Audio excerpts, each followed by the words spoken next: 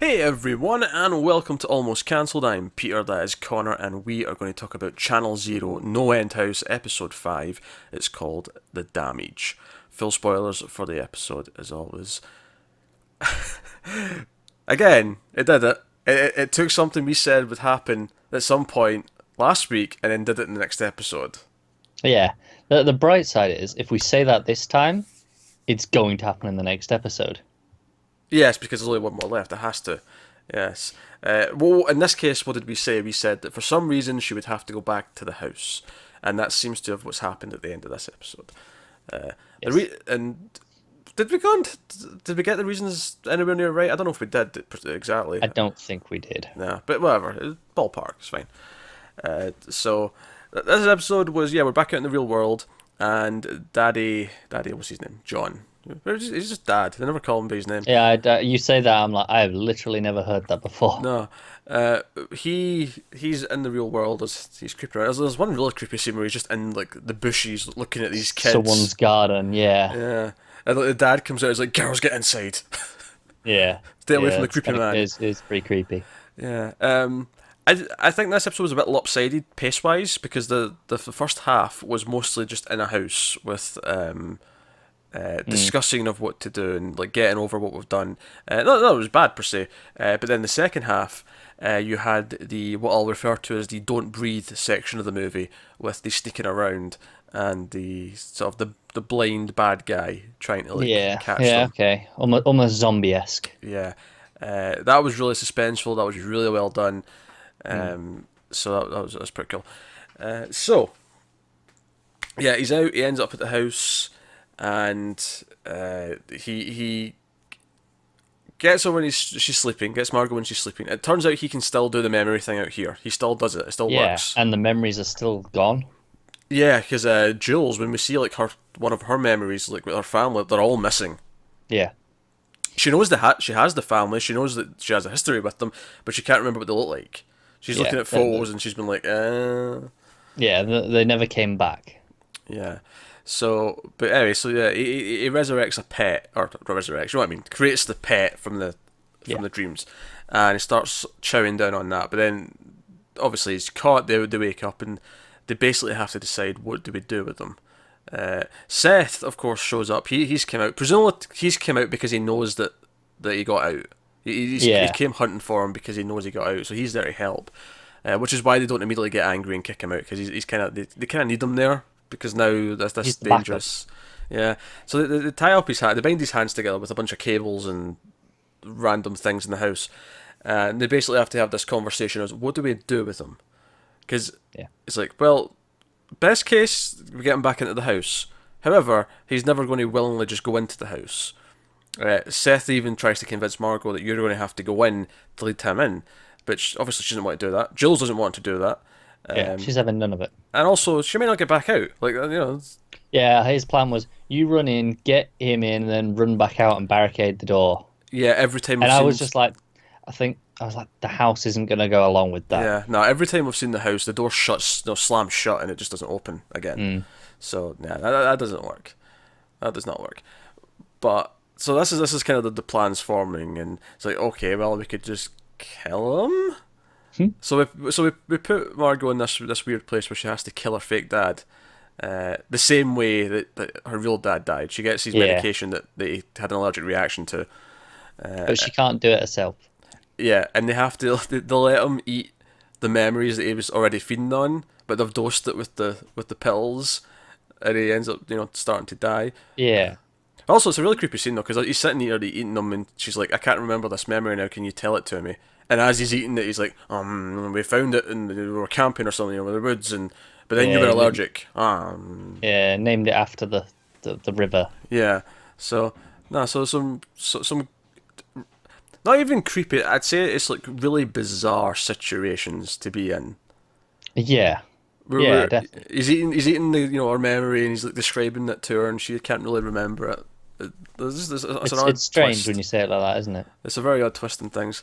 Um, but of course, if eventually though he kills over from the pills, but he doesn't quite die. He gets back up and he starts. This is when he's like he's And all he's puffy. puffed up. Yeah, He can't see. He's grabbed. he's grabbed Seth and knocked him out. At this point, the mothers came home because I was actually kind of waiting for that whole episode. Like, what if the mother comes home? Yeah, because we got the phone call early on. Yeah, That was interesting. It kind of implied that, yeah, she knew that it was a suicide, but it was not for the reasons that Margot had thought. yeah. It wasn't because he was sad. It was because they were his job wasn't going so well. They were going to lose the house, and if he could do this and make it look like an accident and it wasn't actually a suicide, which he did, it means they get insurance money and they get to keep the house, and that seems Yeah. to be what the motivation was. But and if I think if he asked them, would you rather I killed myself so you could keep the house, they'd probably say, you know what, we can live in a smaller place. It's fine. They probably would have, yeah. Yeah, they probably would have. But yeah, so we have that. So the wife comes in, the mother, and first of all, I was just thinking, oh, this is interesting from Margot's point of view because she doesn't remember her mother. Yeah, she knows it is a mother from context. Yeah, but because when she's on the phone with her early on, you see like she's thinking of these memories, but the mother's just this blue blob of light and color. yeah. I think it's interesting. She does remember the actual memories still, just not the mother in them. Yeah, yeah. Maybe it would all go eventually. Like he'd go back and take the rest of it in some way. Yeah, could be. Does he eventually start taking like objects from the past and not just living beings? Yeah, maybe. Kind of thing. I don't know. So she walks in and she's like, because at first she's like, "Who the hell's this Seth guy? What's this weird boy doing in my house?" And then Puffy Dad comes out and starts like knocking. He knocks her out. Puff Daddy. Oh, very very good, Puff Daddy. Sorry, I had to. Then he knocks out Seth. He's bleeding and he's coming after her, and that's where it turns into the don't breathe section. This is the second time I've said this week because we did a movie on streams this week where it kind of turned into this as well, where the villain was blind at the end and they were sneaking around. But he's like, this was a very well done scene. She's crawling around really quietly and all the rest of it, very suspenseful, and she like makes a little bit of noise. He kind of turns around and it's like kind of suspenseful. And I love that what gives her away is actually because she opens the patio door at the back. But what gives her away is that it's sunny outside, and he feels the heat on his face, like the line of heat. Yeah, it's clever, isn't it? From the crack in the door, and I'm like, you would feel that. Like I felt that exact thing where you just feel the bit of heat from. Yeah, and you know exactly what direction that is. You know what's there because you just like, oh, that's the window. Yeah, and he gets her, and then Seth sort of wrestles him off, but then he's going to kill Seth. And this is where she's kind of like dozy from waking up from the the memory stealing, and she's like, "That's it, fine. I'll go back to the house with you. I'll go back." She rescinds. She gives in, yeah. And so we see them walking towards the house, and I kind of like how she sort of hesitates at one point and stops, and he can't see her still. He's just kind of walking ahead, all puffy, and then he turns around, just sort of, and just waits. Kind of like checking that she's still there, almost. Yeah, and then she starts walking again. But because the one thing Seth keeps saying is that, oh, soon it'll disappear for another year, and we won't have a chance to put him back in. I actually think from a story perspective though, what I really like about this episode is actually what Jules goes through, because Jules insists that she's there to help her and save her and help carry the weight of the burden of what she's going through. Because she wasn't there before. Exactly, but she kind of ends up doing the same thing. She starts to freak out. She starts to have all these memory issues. And she runs out, she leaves the house, she abandons Margot, but even though it's for a decent enough reason, but she abandons Margot, and she goes to sort of see her family, and she looks from a distance, and it's all very, very somber. She eventually, at the end of the episode, after Margot and Seth and the dad have left, she comes back to the house, she comes in, and no one's there, but she sees some blood on the floor, and she looks over, and she can see the mom's talking to some police. And she's like, "Oh crap, where have they went?" So we at the end of the episode is actually her running to stop Margot from getting in, because she already lost her friend once because she abandoned her, and it's about to happen again. So I think in terms of just the way they've set this up, it actually it paid off. I felt like, no, I get why she's desperate to stop her. And it's kind of the same thing as the start of the show. That whole thing was she wasn't there, but she's here now, but it's kind of a bit late. And this is the same thing. She wasn't there because she freaked out. And now she's too late again, and it's it's much short time scale, obviously, but it's still there. Yeah, and she runs to where the house is, and it's not. I actually thought it was going to disappear. Seriously, the others were walking towards it. The music was ramping up. I thought it was just going to pop like that at one point. The question is, next episode, do we see A, do we go inside the house and follow that stuff with Margot, or B, do we cut a year ahead maybe and have Jules be, you know how we had the, when the guy when he joined them originally to, Seth, when he joined them originally to go in, he was, with the backpack, he was like, I'm determined to go in for a mission. Do we get a year ahead and her being like that? I could see that, actually, yeah, because that's actually one of the things, is that this episode ends, I'm like, oh, what's episode 6 going to be now? Like, Yeah, the house is I vanished. can see her being the Seth, so to speak. You mean the Dylan, right? The Dylan, yes, sorry. Yeah. Wrong name. Yeah. Seth's the one Yeah. who... Which, by the way, Yeah. they answered his The people family's in the cages. cage. Yeah. Okay. So he created, he couldn't kill them in the same way that she couldn't kill her dad, and so to keep him safe, he locked him in a cage. I don't know how he built the cage. Did he just imagine the cage and it appear? I guess. Just thought I'd question it. If it was him that did it, like, was the cage already there?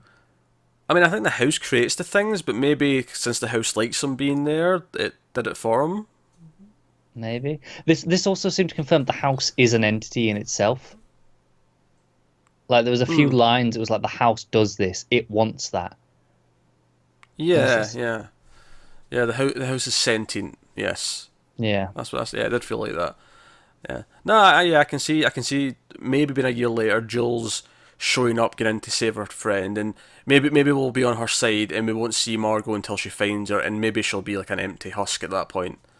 Yeah, I think it's interesting that it feels to me like I mean, I could be completely wrong, but it feels like we're shifting to being Jules being the protagonist now for the ending, rather than Margot, like we've been all season what we expected. And honestly, it'll kind of work because we've seen Dylan try to do it with his wife and he failed.